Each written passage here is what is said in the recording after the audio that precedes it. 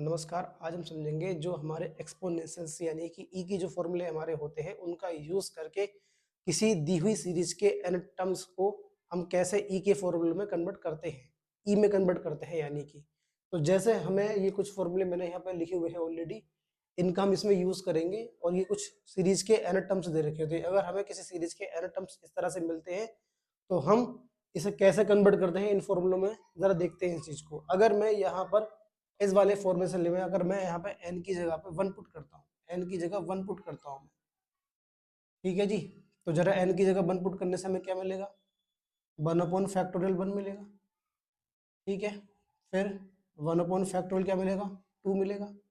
1/फैक्टोरियल क्या मिलेगा, 3 मिलेगा। यानी कि 1 2 3 इस तरह से हमें पुट करना है इसमें। तो देखना, अगर हम इसको देखें तो हमें 1/फैक्टोरियल 1 मिला, 1/फैक्टोरियल 2 मिला, 1/फैक्टोरियल 3 मिला, लेकिन क्या नहीं मिला हमको, 1 नहीं मिला। इसका मतलब इतनी सीरीज तो मिल रही है तो ई तो बनेगा, लेकिन यहाँ क्या नहीं है, 1 नहीं है। तो 1 कहाँ से घट जाएगा, इसमें से घट जाएगा। यानी कि इसका फॉर्मूला जो बनेगा वो बनेगा e-1। 1/फैक्टोरियल n को हम जब e के फॉर्मूले में कन्वर्ट करेंगे तो e-1 बनेगा। अब इसको देख लेते हैं जरा। n की जगह यहाँ पर लगाओ 1, जब यहाँ लगाएंगे 1 तो क्या बनेगा, फैक्टोरियल 2। 2 लगाएंगे तो क्या बनेगा, फैक्टोरियल 3। 3 लगाएंगे तो क्या बनेगा, फैक्टोरियल 4 बनेगा। अब देखो ये यहाँ से स्टार्ट हो रही है। इसका मतलब ये है कि इसमें ये टर्म और ये टर्म अवेलेबल नहीं है, तो ई तो बनेगा। अब ये जो टर्म्स है इसमें घटा दो, एक ही रहेगा और एक ही रहेगा, एक और एक कितना हो गया, 2, तो 2 बन जाएगा यहाँ पे। ऐसे से देखो जरा, इसमें क्या करना है हमें, फिर से समय रखो 1। जब 1 रखेंगे इसके अंदर तो क्या बनेगा, फैक्टोरियल 3 बनेगा। 2 रखेंगे तो फैक्टोरियल कितना बनेगा, 4। ऐसे एंड सो ऑन। यानी कि ये यहाँ तक, यहाँ से शुरू हो रही है तो ये टर्म्स नहीं मिलेंगे, तो एक और एक कितना हो जाएगा, 2 और 1/2 ये वाला।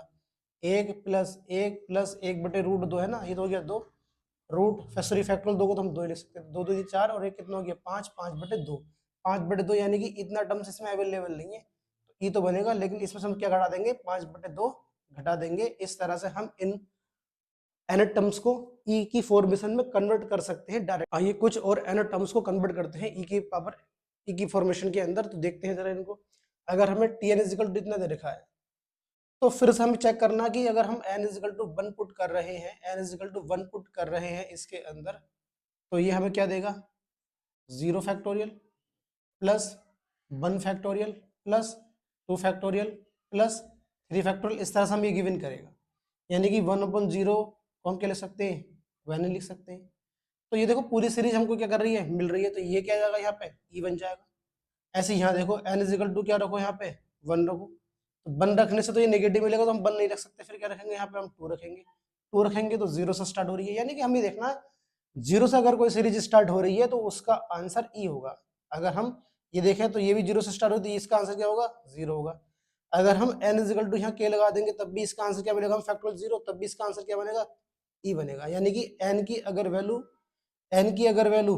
के इक्वल है, के इक्वल है या इससे ग्रेटर है, तो हमेशा इन जैसे एन टर्म्स का जो आंसर बनेगा वो क्या बनेगा, ई बनने वाला है। ठीक है जी। जब भी हमें ये रखना पड़ेगा कि 1 2 3 रखने से अगर हमें 0 मिल रहा है, फैक्टोरियल 0 मिल रहा है, तो हम वहां पे क्या रखेंगे, उसका आंसर ई रखेंगे।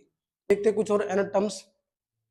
अगर हमें एन टर्म्स इतना मिल जाए, एक बात ध्यान रखना, जब भी इस तरह का टर्म्स मिले तो ये सम सूत्र होता है, सम संख्या का सूत्र होता है, और ये विषम संख्या का सूत्र होता है। और जब भी सम मिले तो यहाँ पे चिन्ह प्लस का आता है, यानी सम संख्या के लिए चिन्ह किसका यूज करेंगे, प्लस का यूज करेंगे। यानी कि अगर मैं यहाँ पे n की जगह 1 लगाता हूँ तो मुझे क्या मिलेगा, फैक्टोरियल 2 मिलेगा। और अगर मैं 2 लगाता हूँ तो क्या मिलेगा मुझे, फैक्टोरियल 4 मिलेगा। ऐसी एंड सो ऑन। यानी कि मुझे क्या मिले, सारे के सारे इवन टर्म्स मिल रहे हैं। तो इवन टर्म्स का फॉर्मूला ये रहता है, लेकिन हमें क्या करना है, इस 1 को देखना, ये 1 नहीं मिलेगा हमें, तो हम 1 इसको इधर की तरफ लेकर के जाएंगे। यानी कि इसका जो फॉर्मूला बनेगा e प्लस ई की पावर -1/2, और इस 1 को इधर लेके जाएंगे तो माइनस का 1 बन जाएगा। ऐसे इसको देखो जरा, अगर मैं n की जगह 1 लगाता हूँ तो 1 लगाने से क्या बनेगा, 2 और 1 कितना जाएगा, ये फैक्टोरियल 3 बन जाएगा। ऐसे ही इसे देखो जरा, फैक्टोरियल 3 बन जाएगा। फिर हम 2 लगाएंगे, 2 दूनी 4 कितना जाएगा, फैक्टोरियल 5 बन जाएगा। तो हमें क्या मिल रहा है, ओड टर्म्स मिल रहा है। ओड टर्म्स मिलेगा तो ये फॉर्मूला बनेगा e माइनस ई की पावर -1 और अपन में 2। लेकिन हमें यहाँ अब भी ये नहीं मिल रहा, तो इसको हम इधर की तरफ लेकर के आ जाएंगे।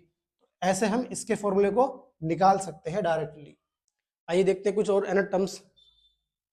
जैसे अगर ये हमको मिल रहा है तो देखो ये भी इवन टर्म्स का फॉर्मूला, इवन टर्म्स का फॉर्मूला है, लेकिन हम इसमें जरा ये चेक कर लेते हैं ये हमको मिलेगा भी या नहीं मिलेगा। एन इजिकल टू क्या लगाओ, 1 लगाओ, फिर 2 लगाओ, 3 लगाओ, ऐसे स्टूडेंट चेक कर लो जरा इसको। 1 अगर लगाता हूं मैं यहाँ पे तो 2 में से 2 जब जाएगा तो कितना बचेगा, फैक्टोरियल 0 बचेगा, जिसकी वैल्यू क्या होगी, 1 ही होगी। तो 1 मिला हमको। प्लस अब 2 लगाओ, 2 दूनी 4, 2 घटेगा तो कितना जाएगा, फैक्टोरियल 2 हो जाएगा। 3 लगाओ, 3 दूनी 6, 2 घटाएंगे तो कितना जाएगा, फैक्टोरियल 4 बचेगा। यानी कि हमको ये पूरा मिल रहा है, तो इसकी जगह हम क्या लगा सकते हैं, e प्लस ई की पावर -1 अपॉन में 2 यूज कर सकते हैं। ऐसे ये वाला हमें ओड टर्म्स का पूरा मिलेगा ये वाला, तो इसकी जगह हम ये लगा सकते हैं e माइनस ई की पावर -1 अपॉन में 2। इस तरह से हम इन फॉर्मूलों का यूज करके एनएट टर्म्स कोई भी सीरीज का अगर हमें दे रखा होगा तो हम उसे एनएट टर्म्स को क्या कर सकते हैं, ई की फॉर्मेशन में, ई की फॉर्मूला में कन्वर्ट कर सकते हैं देख करके तुरंत ही। लेकिन ये तब होंगे जब हमें इनके फॉर्मूले डायरेक्टली याद होंगे कि इवन कब बनेगा, ओड कब बनेगा, इस तरह से। अदरवाइज तो फिर इसमें हम कुछ नहीं कर पाएंगे। तो ये डायरेक्टली याद हमें होने चाहिए। आज के लेते रखते हैं, जय हिंद।